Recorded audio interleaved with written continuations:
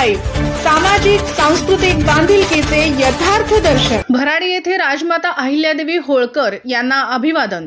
छत्रपती संभाजीनगरच्या सिल्लोड तालुक्यातील भराडी येथे राजमाता अहिल्यादेवी होळकर यांची जयंती उत्साहात साजरी करण्यात आली।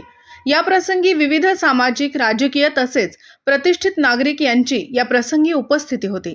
राजमाता अहिल्यादेवी यांच्या प्रतिमेचे पूजन करून अभिवादन करण्यात आले। भराडी येथील अहिल्यादेवी होळकर येथील चौकात अभिवादन करून भव्य मिरवणूक काढण्यात आली।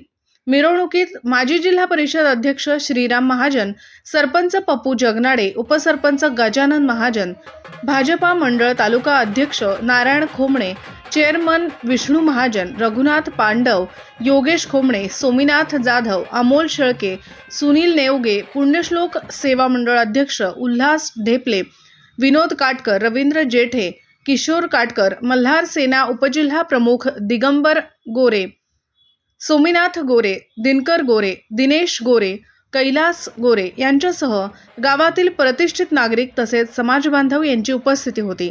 गाव दर्शन लाईव्ह प्रतिनिधी गणेश शेळके, छत्रपती संभाजीनगर।